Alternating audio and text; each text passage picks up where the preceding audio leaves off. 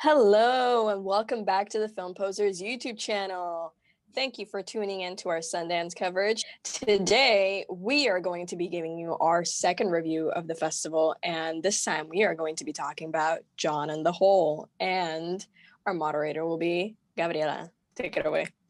So, John and the Hole is a film directed by Pasquale Sisto and written by Nicolas Giacobone. And it is actually based on a short story that Nicolas Giacobone wrote, and they decided to, expand it into a film, which is really cool. And it follows a boy named John who discovers an unfinished bunker, a deep hole in the ground. And, like normal kid stuff, he decides to put his parents and his sister in it. Normal kid stuff. It's what the kids do these days, So when the lineup was announced, Josie actually read the summary for this film, and she was like, "Yo, this film sounds way up our alley. It gives me A24 vibes. We should really watch this film. I feel like it could be bought by A24 for distribution." And we read it and we agreed. So we reserved the premiere. We were ready for it. Well, it started really, really well. It definitely started in a very intriguing way. I was really enjoying that first act. What the heck is gonna happen? And sadly, it does not nail the third act. It did not stick the landing. So here's the thing with John and the Hole. It starts off strong, good first and second act. We were vibing. We were like, okay. We were making jokes, but it was because we were enjoying the film. So that's how you know that we were actually liking this film. And then by the end of it, it didn't stick the landing. It just could have been so much more. It could have been so much more, and it could have been different. Yeah, for sure. And most of the jokes we were making were due to the fact that Michael C. Hall plays John's father. And if you don't know, Michael C. Hall is Dexter, well-known psychopath. And the entire time we were like, oh my God, how the tables turned on Dexter. Now his son is the psycho one.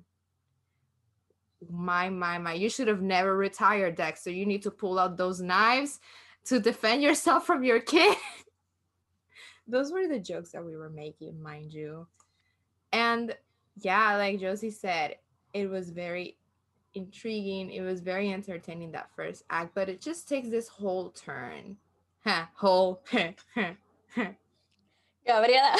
So essentially, this is a very, it's pretty morbid. Mm-hmm. It is a dark coming of age story. It tries to subvert all the tropes into something more sinister. And it just, you can see what they were trying to do, but there was also a second storyline that did not intersect.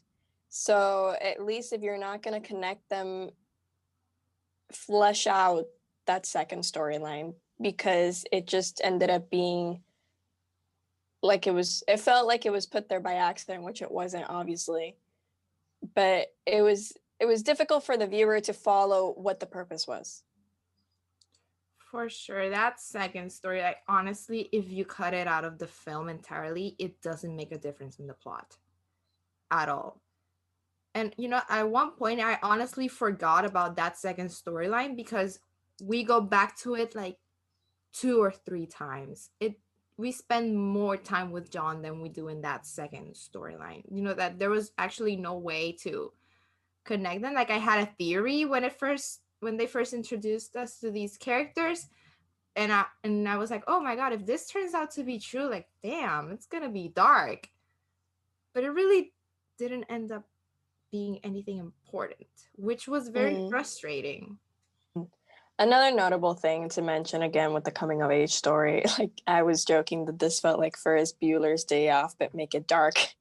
Essentially, John just wanted to feel like an adult, and he wanted a day off more than a day off, to just feel like he was in control of everything and he didn't have to live life by other people's rules.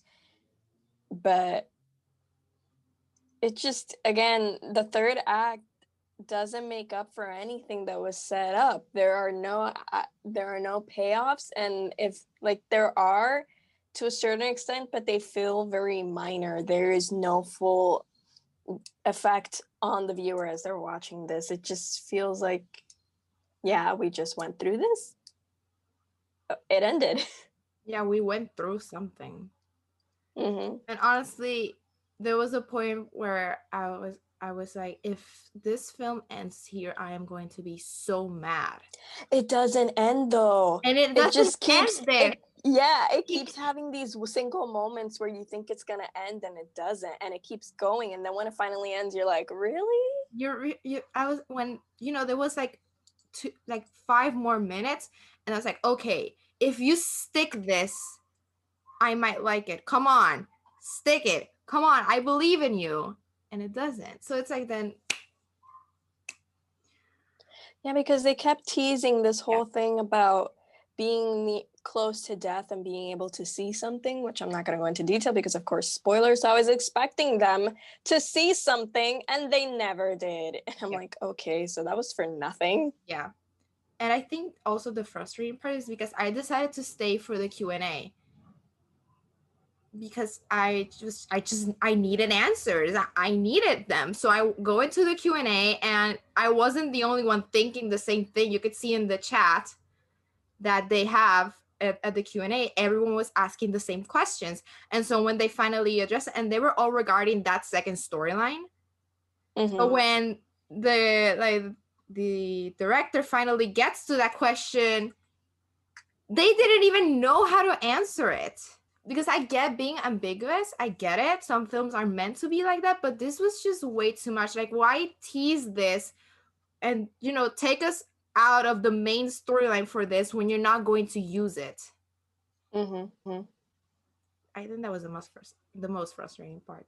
And I am so sad because I was really anticipating this film. So me not liking it, I'm actually really sad.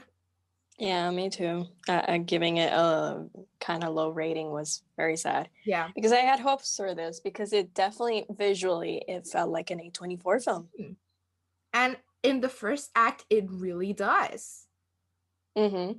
Because I kept, I don't know what's wrong with me, but I kept imagining all of these bizarre things happening in the whole, I kept thinking, oh my God, this is going to be like emotional torture. I don't know, this kid just wants his parents to pay for scolding him for not brushing his teeth or something, and it's I thought it was going to be something like that.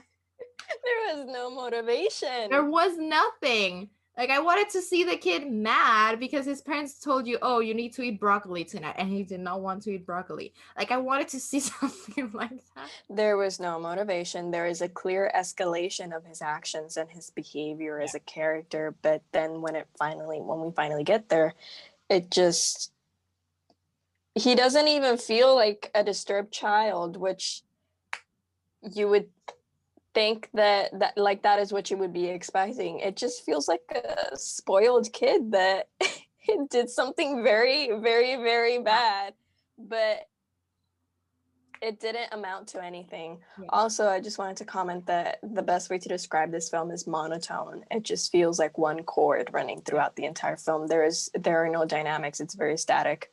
Yeah, I kept joking that Killing of a Sacred Deer is faking right now, because obviously the Killing of the Sacred Deer is better. It definitely, sticks the landing and all of that.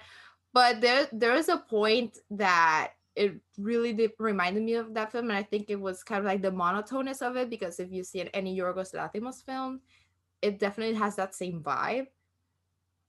But like Yorgos nailed the ending in Killing of a Sacred Deer, and here, well, it really did. Yeah, it could have been better, and that's what's upsetting. So, what else can we know about this film before we go? Who is in the cast? So it is actually a really good cast. Like we mentioned, Michael C. Hall plays the father, Dexter. So I don't know his name in the film. I kept calling him Dexter. We have Taissa Farmiga as the sister, and obviously Charlie Shotwell, who was in Captain Fantastic, which is a great film if you have not seen it, plays John. And finally, Jennifer Ely plays his mother. So it's a pretty good cast. I mean, acting was really well. It actually was. The acting was really, really well. That we can't complain about. You know, the family dynamic worked very well, especially seeing, you know, the three of them when they were in the hole, how they were interacting with each other. I really enjoyed that because, you know, you think that they would go insane, but it kind of like they bonded more, which is very weird, but I really like that. Yeah, I think in the end, one of the things you could get out of it the most is the fact that they nurture him more, which you would think it would be the opposite, but maybe that's what he needed. So it doesn't kind of on a positive note, but it doesn't feel earned. No. And I think that concludes our John on the Whole review. So we are actually covering Sundance, as you may know by now. So we have our Rita Moreno review, which please check it out. It is spoiler-free. We are also covering Sundance on our Instagram, which we are giving you daily highlights, recommendations, and what we're watching at the moment, as well as our Twitter for instant reactions of the films that we have just watched. And just follow our social medias at Film Posers. YouTube, Twitter, Instagram, etc. You know what to do. I'm Josie. This is my co-host Gabriela, and we'll see you next time. Bye.